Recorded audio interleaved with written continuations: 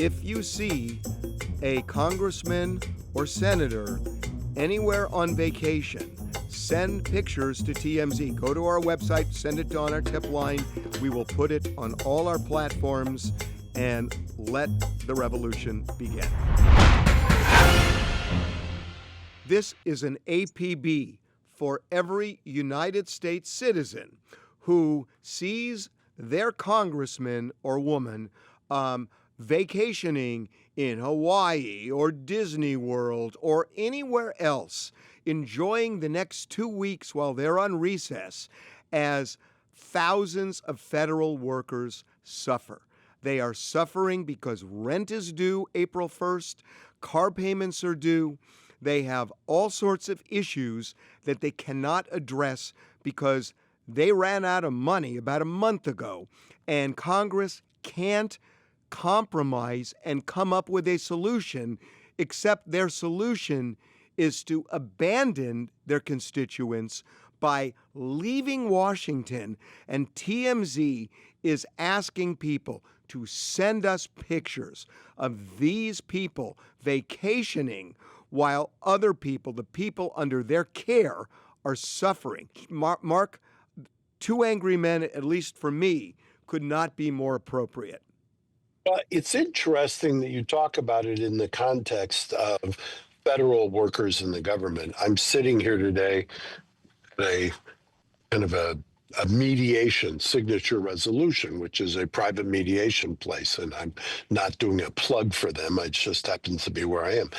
I've spent hours this morning hashing out an agreement in a case, and it's confidential, but a private entities in order to meet the payroll. You have no idea what we had to do the last 4 hours as I'm sitting here before I put this on and talk to you to meet payroll, because people count on those checks.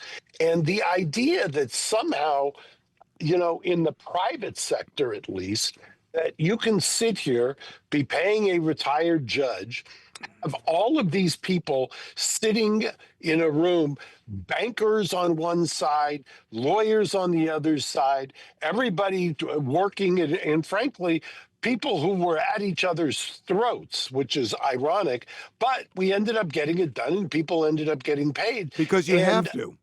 Because you have to, exactly. What if you just decided that, like them, I'm not going to spend the time. I'm not going to do it. I mean, I could very easily say, the new restaurant is open across the street from the library.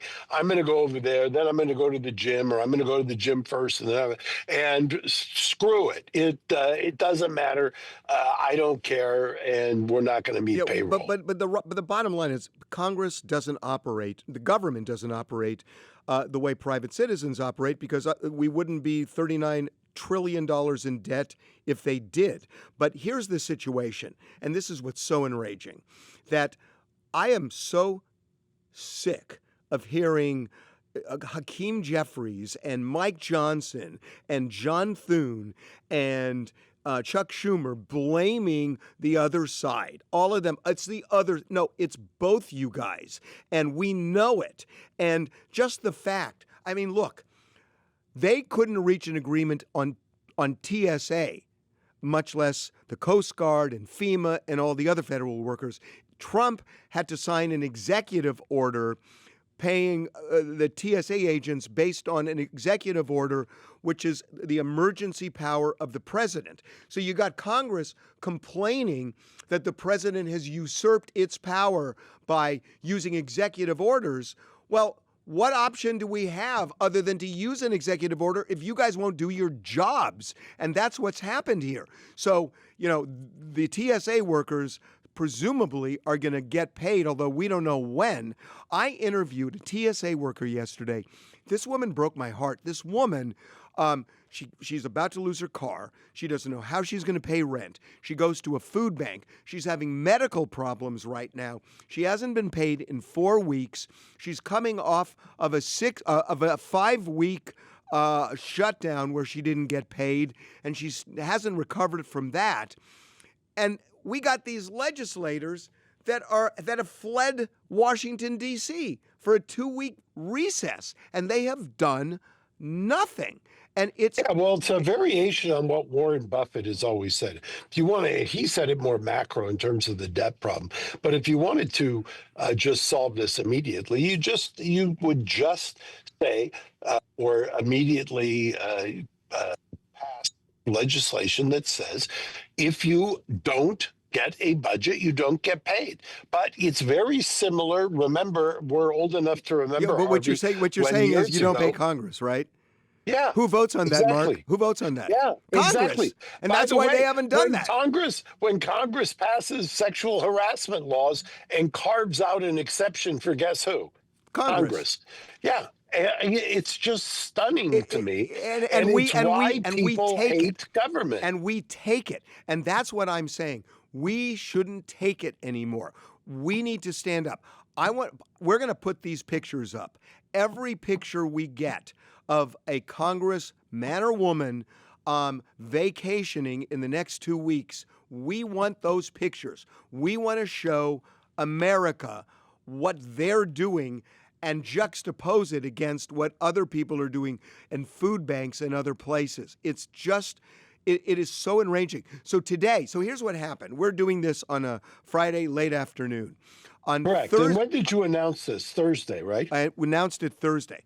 Thursday at 6 o'clock, we get video of Senator Marsha Blackburn from Tennessee kind of skulking through Reagan National Airport with an escort who is blocking a cameraman's picture of her as she walks over to TSA. And it's very clear she does not want to be seen. She was walking at 6 at night. The Senate didn't have a unanimous vote until 2 that next morning, Friday morning. Now, she could have been told, well, it's going to happen, and I'm sure John Thune said that. But that doesn't mean the House is going to agree. And if the House isn't going to agree, why is she leaving town? Why is she getting out of Dodge? And we got Ted Cruz leaving this morning, after the Senate does this, but before the House does anything. Well, sure enough, guess what the House did? The House said, this is BS. We're not going to pass this. Mike Johnson didn't even call a vote on it. So now there's nothing, and they are gone. I mean, we've got pictures of, John Thune leaving Friday morning. They're all going.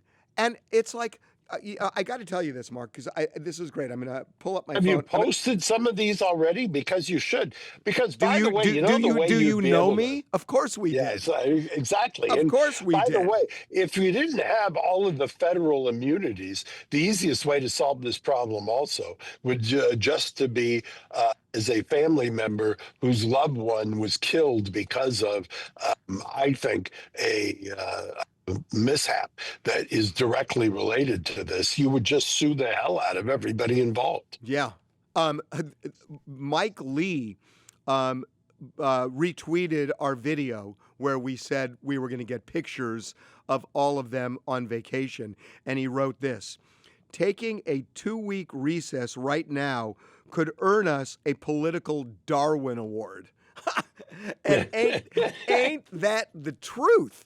I mean, and it's just, you would think that while there are troops fighting in a war that is controversial, but that you're in this kind of mentality, when you're in an era where the progression of AI is at such a pace that it's almost mind-boggling, that the idea of doing business as usual, as you said, is political Darwinism, but it's in a race to the bottom. It's in a race. And by the way, I should say that the president has not done a whole lot, if anything, and maybe has done the opposite of good in terms of trying to reach a compromise, because all he's done is he's blamed the Democrats. And that doesn't solve anything. And, I mean, he holds a... Well, that's why I come back. He holds a cabinet meeting yesterday, and we're in a war, and he talks for 4 minutes and 57 seconds about his Sharpie. And it's like, what is going on in this country? What is going on? Like I said, there are mechanisms by which if you said you can't leave, And like I'm here today, sitting in a mediation, and nobody's going to leave. We're going to get this done. And you just have to put aside, mind you, the kind of brickbats that are being thrown back and forth between Republicans and Democrats pale in comparison to the fight that is going on that I'm trying to mediate today. And somehow we got it done. We got the money wired. We got people paid. And what I don't understand is why, if you are a leader, why aren't you just putting these people in a room and solving the problem and saying, guys, we are not going to have people work and not get paid. We're not going to go through this. We are going to treat them the way they need to be treated. And we're not giving them ups, extras, or anything else. We're just doing what we're doing, our obligation, our legal obligation. Okay, so they can't do it. I mean, they just can't do it. They're not equipped to compromise anymore. It's just not the way it works with this group. And they've set the tone. So here's what we're talking about at TMZ. This is something I've done for the last couple of months now. It's called OUTA, Out with Their Asses, OWTA. And my idea, you tell me if I'm crazy here, but my idea is that, you know, you look at Thomas Jefferson, who said a little revolution, a rebellion now and then is a good thing. And he's clearly was right. And this is the time. And so if this group as a body cannot reach a basic agreement so that people get paid for their jobs, then they're the wrong people. And you can't start parsing and saying, oh, let's just get rid of that Democrat or that Republican and that. No, it's all of them. And even the ones you like, you got to vote them all out. Vote them all out. Everybody should just say, we're not voting for any incumbent. And I realize it's not ideal and that you may have people who are not great, but we got to make a statement. Because if we don't make a statement at this point, then we're surrendering any control. And we should have the power. And if we bring a new group in, that new group is going to know that if they don't do the right thing, they'll get thrown out too. And I get it that there are elections in June, and who is on the ballot is going to be on the ballot. Not ideal, but we got to do something radical at this point. If you say just vote for the people you like who you think didn't cause it, well, everybody caused it.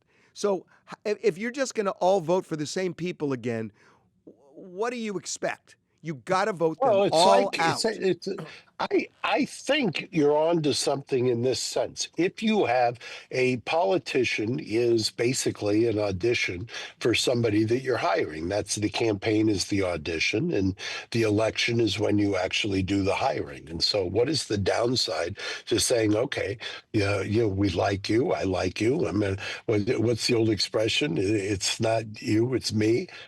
In this case, you couldn't get it done.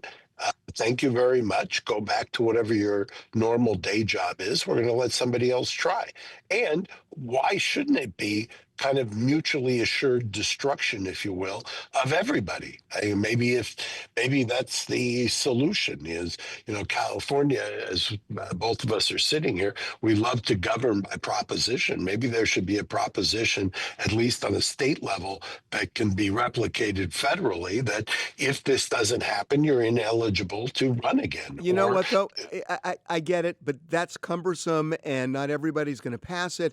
Here's the deal, that I kind of got my start in media a long time ago with something called Proposition 13. And Proposition 13...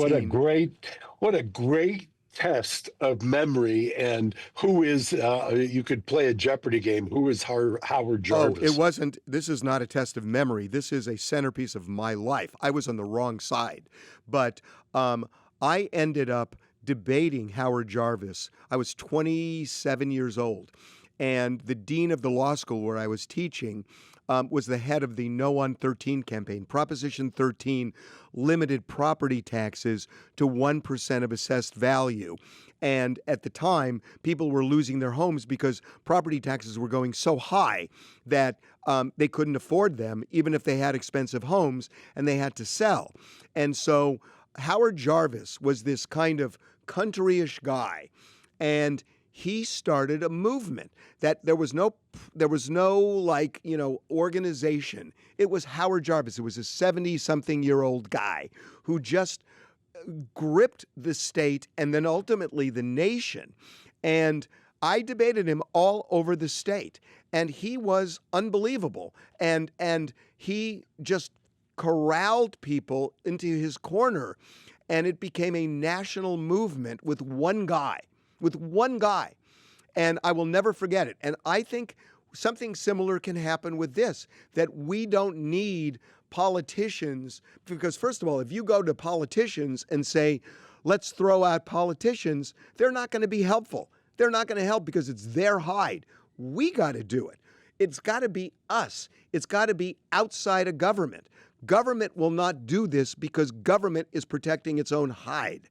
We need to step up and do it ourselves and just vote all of them out. And, we had a congressman on TMZ Live not too long ago, and I asked him about it, and they said basically, oh, it's a cute idea, but it'll never work because people will always vote for the person they like. And it's like, first of all, it was really patronizing. Secondly, but it was. But secondly, that's the point. I mean, I like my congressman. My congressman, I think, does a really good job, but I'm going to vote against him because of this, because we just can't tolerate it. And if you start saying, well, somebody else is to blame, and we're never going to fix it. Everybody in Congress is to blame. How dare they leave Washington where people are struggling to survive, and it was their job to fix it. When you think about it, the number of people who actually are in Congress who is a relatively small number. It's under 500 people. No, it's 535. Yeah, well, I'm looking at the House. The House is 435. The Senate's 435, and yeah. you got 100 senators. Right. I mean, that's just an unbelievably small number of people to get consensus out of. And then when you think you only need either half or 2/3 or slightly less than 2/3 to get something done, it really is. It's astonishing that you can't come to an agreement. But they used to, Mark. That's the thing. It's like, think about our lives, that until 15 years ago, they would get things done. They could compromise. It worked. Something's changed in the last 15 years. Part of it is Donald Trump. And, No, I would say that the rise of the Tea Party movement, you can go back. There's certain times and term limits, and I see it as just periodically there is something seductive in, and I don't mean it. It's the idea that you get entrenched in this place that is very insular and the attraction of power, and the idea that you go along to get along with your tribe, and your tribe, or if you likened it to a football team. There's one team that may be the Redskins, the other team may be the Raiders, if you look at it that way, as opposed to Republican or Democrats. And you can't, if you're a Redskin fan, you're not going to root for the Raiders. If you're a Raider fan, vice versa. And it's become so strident and so unbelievably fractious. But I don't think, and call me Pollyanna, I don't think that if you got into a room, I think it's a failure of the leadership. And basically, the reason that I could buy on and sign on to your theory is the leaders, at least in Congress, are elected by the members. So the members elected leaders. If you elect somebody who can't get it done, then everybody loses. Well, everybody loses, but nobody's rising up. I mean, that's the thing. When was the last leader really challenged? It's like, honestly, I am looking at the. I don't know if you saw what happened this week. Mike Johnson gave Donald Trump this fake award that, I mean, he is groveling to the president, and Congress should be an independent body. Congress should stand up as a co-equal branch of government. They are sniveling and just when you see Mike Johnson creating an award and giving it to the president, it's nauseating. It is nauseating. We have reached a time when clearly the system, if not bent out of shape, is maybe broken. But I think it's kind of ironic that it would be TMZ that would come up with this idea of posting pictures, because you'll remember when Ted Cruz fled to Cancun, Right. and the kind of traction that got. If you could get the same kind of, and Oh, it'll happen. people We'll are get, people are we'll get responding. somebody. People are Yeah, responding. yeah, people will find a appropriate picture or video, and when you juxtapose that to death and destruction as a direct result, I think the contrast couldn't be more stark. So I'm hoping that by the time this drops tomorrow, that your post-production crew there can kind of drop in at the appropriate spots, one or two examples of what you gathered so far. Well, so far Because what we've I gathered is think them getting on airplanes and leaving Washington. That's what we got so yeah, far. but if you get people fleeing first, that's one thing. I mean, the standard B-roll of somebody going through a airport, I get, and not answering a question is somebody shouting at you. But if you've got somebody who's, the President Trump used the picture of Joe Biden on the beach I in was going to Delaware say to great pina effect, right? colada on the beach. This is not a Yeah. pina colada, but that's If you had a pina colada, or well, I don't even know what flavor this is, on the beach of somebody, and you contrasted that at the exact same time at a food of bank. somebody At a food bank. at a food bank. I was just going to say, who can't buy groceries. The contrast cannot be more stark. Those are the kinds of things. Being a trial lawyer and sitting in courtrooms, I know how effective that is. And it's the old adage that a picture is worth 1,000 words. It's exactly why TMZ has been so successful. And let's see if it works. Well, it's going to work because they're going with their kids on spring break, and somebody's gonna send us something. I just know it. I mean, I know the way this works. There are 535 of them. Somebody's going to send us something, and probably more than one thing, and we're going to put them everywhere. And it's just, Mark, what really just pisses me off is you hear members of Congress screaming that, Trump's usurping our powers, that he has no regard for the separation of powers. Unbridled extension of Article 1 and its But the reality executive power. But the reality is he is. But I mean, that is just the reality. But the fact that they can't even listen, Trump has usurped a lot of powers that he shouldn't have, I think. But in this case, they couldn't come up with an agreement, so he's actually saving his own hide or the hide of his party because he knows what's going to happen to the TSA lines if he doesn't. So he signs this emergency executive order. They're against all these executive orders, but now the next time they scream, he's going to throw it in their face and say, I had to sign an executive order because you guys wouldn't do the basic thing of funding the key agencies. FEMA.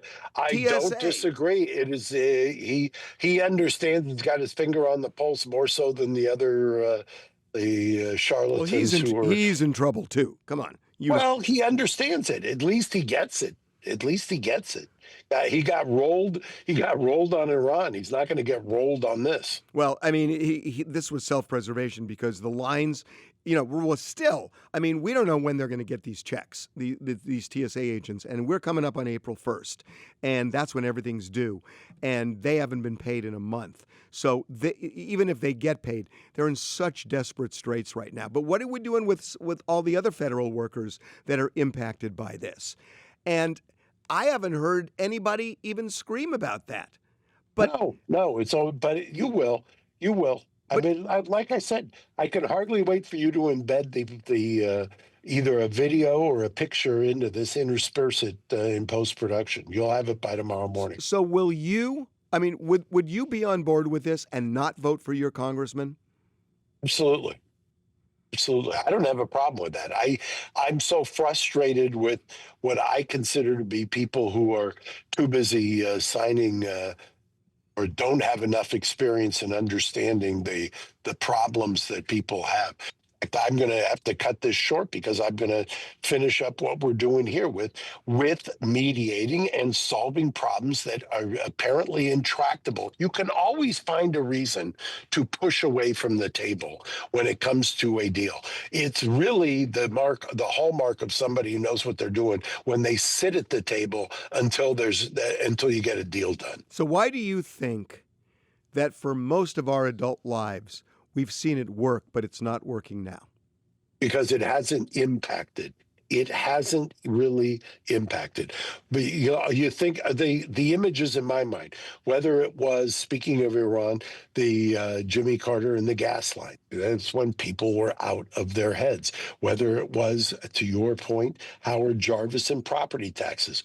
I'll give you another example because I'm fairly close to it. Orange County, California.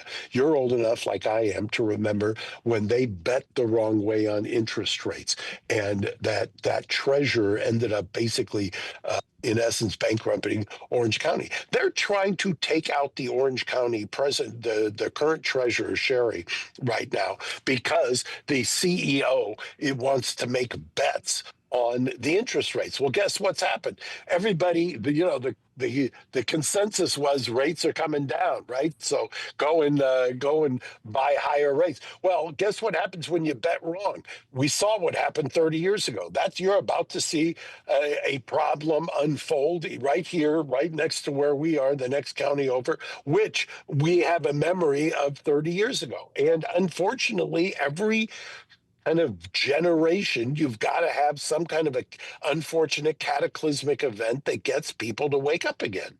So just finally, give me your prediction for the state of affairs in the United States in 2040. Well, in 2040, I am a huge believer that we are undergoing one of the greatest inflection points in U.S. history. For the first time in the last 2 weeks, none other than Jerome Powell announced that we had not one single job created in the private sector in the history of the United States. To me, that's stunning.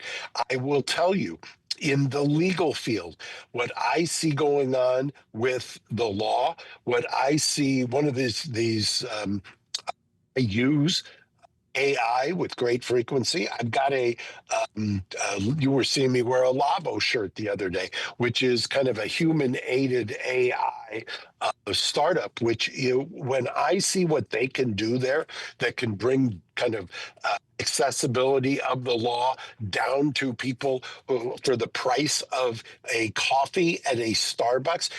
I don't see how the big firm legal model works anymore.